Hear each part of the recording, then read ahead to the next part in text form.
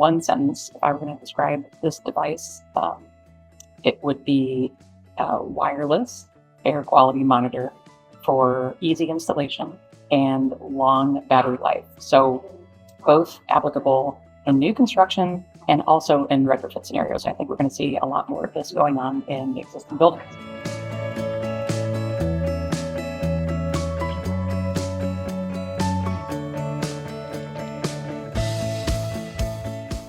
I think ultimately, sometimes the challenges that we see in installation is exactly that. It's beyond the conversation of what does the monitor need to monitor, what's the duration, what's the accuracy, what kind of sensors are we using.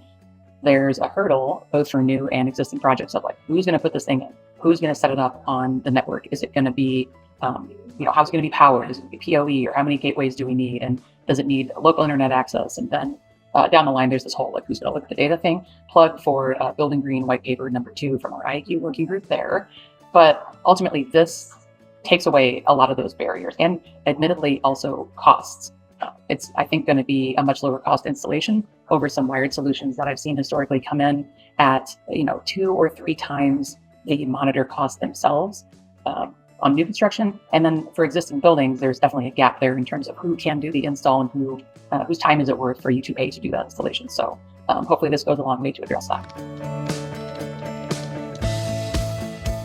I have set up a lot of air quality monitors in my time, and I can say that based on this test case of one monitor via one gateway that I set up here, it was the easiest, most pain-free installation that I've come across.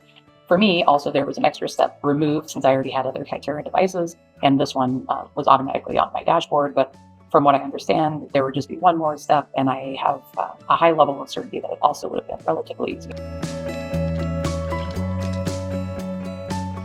So one feature I'm really excited about here is the adaptive sensing technology capability of this device. So I think there's implications probably going forward too with future updates and versions in terms of AI and how the devices could talk to each other and provide informed knowledge about what's going on in the building in real time and potentially even outdoors as well. I see this future of designing for air quality and running buildings potentially for air quality, things like reference outdoor air economizer, air quality informed economizing, things like that. But the adaptive sampling, I think, also is a great feature that I'm excited to see play out in real life in terms of conserving battery life and improving the overall quality without quantity of data that we're getting from these devices in existing buildings.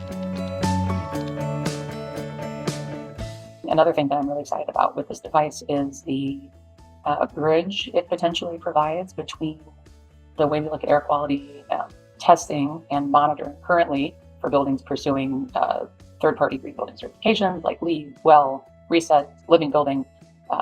There's kind of this point-in-time monitoring that we talk about, and then there's continuous monitoring.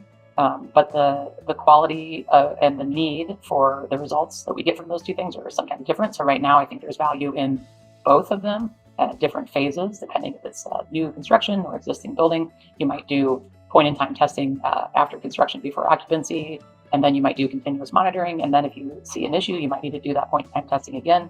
Or on the flip side, if you've never done any kind of testing, you might start with continuous monitoring as a baseline and then dig a little bit deeper. And I think what a lot of people still don't realize with air quality monitoring is that we're not looking at everything all at once. But again, I'm excited about the capabilities of this device because it does add some additional parameters beyond what a lot of commercial off-the-shelf monitors currently do. So it'll be great to see more information and insights from that continuous monitoring of those other components.